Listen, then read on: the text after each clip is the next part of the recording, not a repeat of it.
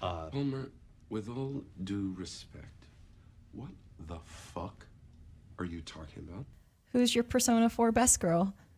I'm not that deep in yet. I've only played about 5 hours or so. So I'm just getting started at school. I'm just sort of like, people are starting to get to know me as the weird kid, the out-of-towner, that kind of thing.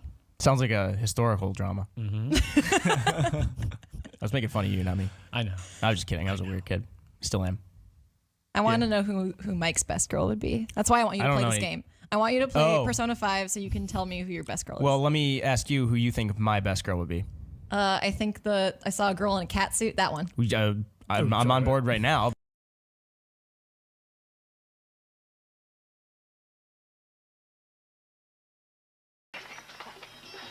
Yeah.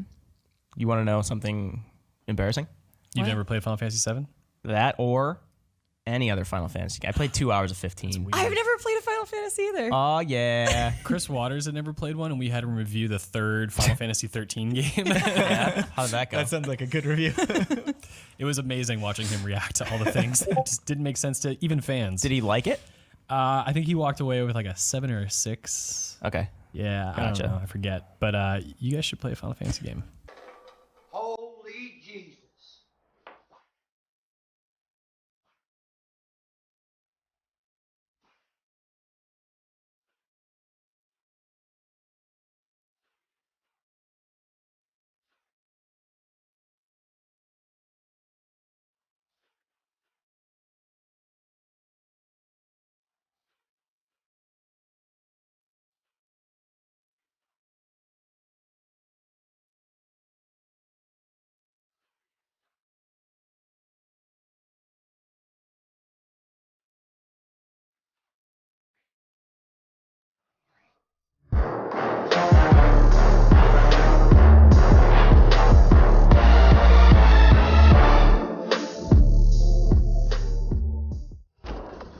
What's happening, YouTube? It's K-Mega405 live from the 405, where I'm just your regular gamer talking to the intelligent gamers.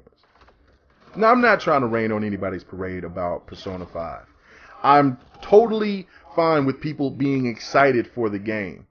I'm getting the game for myself. I've played Persona 2, I played Persona 4, I played the fighting Persona game, and enjoyed the hell out of the Persona fighting game a lot.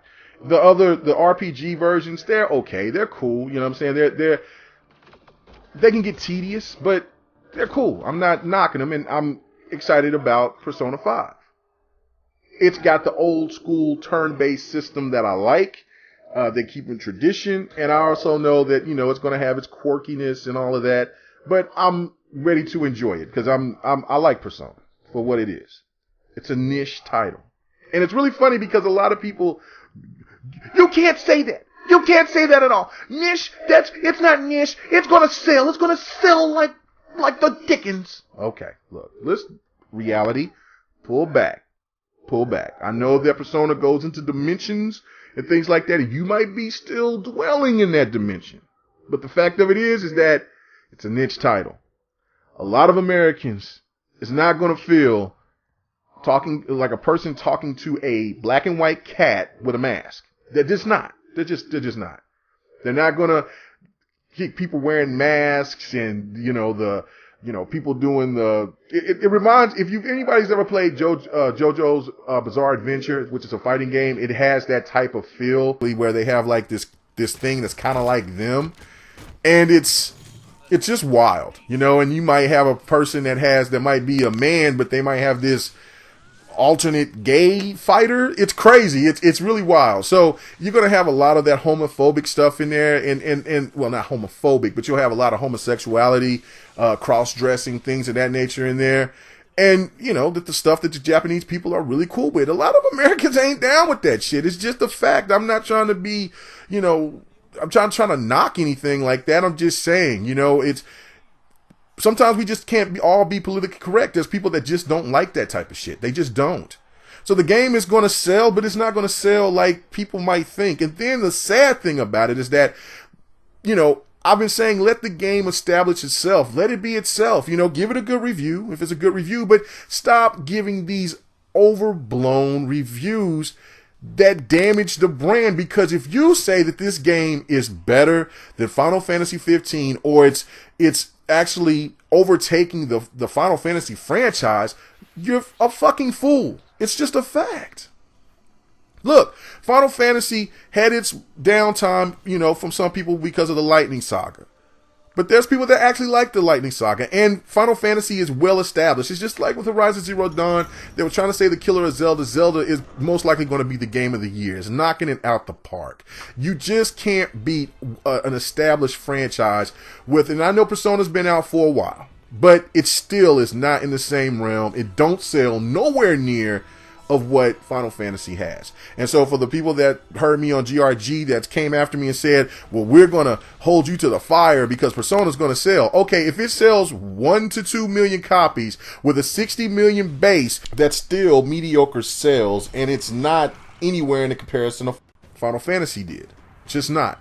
And for when you give these high-ass scores, you're putting in the same realm as The Witcher and Fallout 4 and Skyrim and KOTOR and Halos and the God of Wars and the Uncharted. This game will not sell like those games. That is a fact. It's not me just bringing up any type of fanboy rhetoric. This is just fact.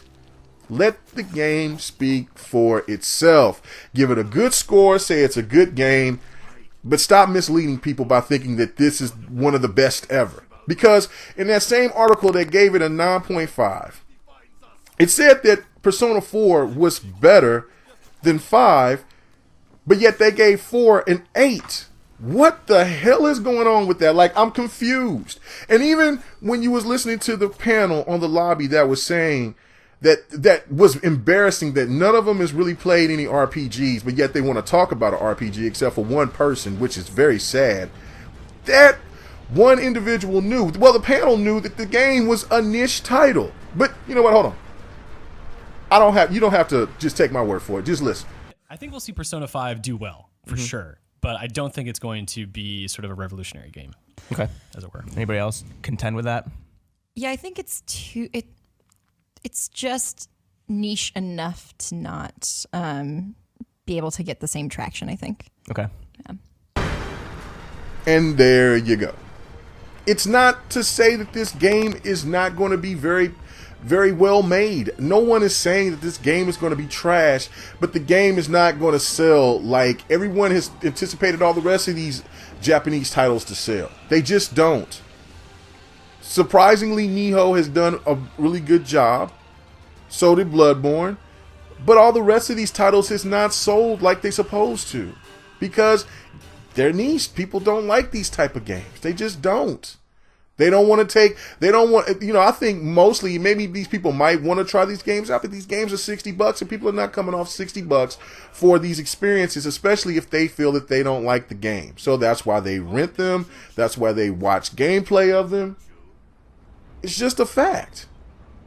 And I mean, with these crazy radical high scores with these games this generation, it's so problematic because when you saw a game that was a 9.5 or a 10 back then, you knew that the game was special.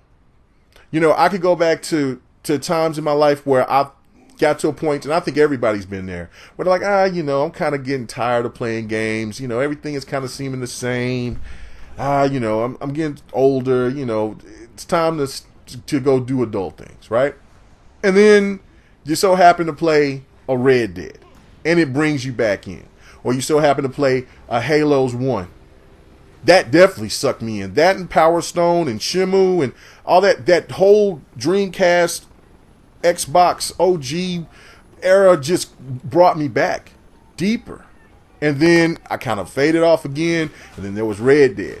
And then there was, Call of Duty. I mean, that was really actually one of the games that got me to start playing online on a consistent basis.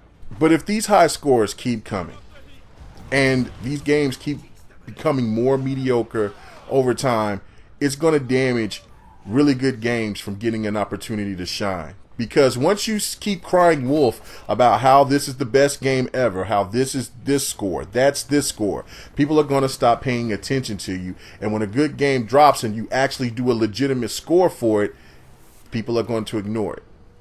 And I don't know if this is agenda based.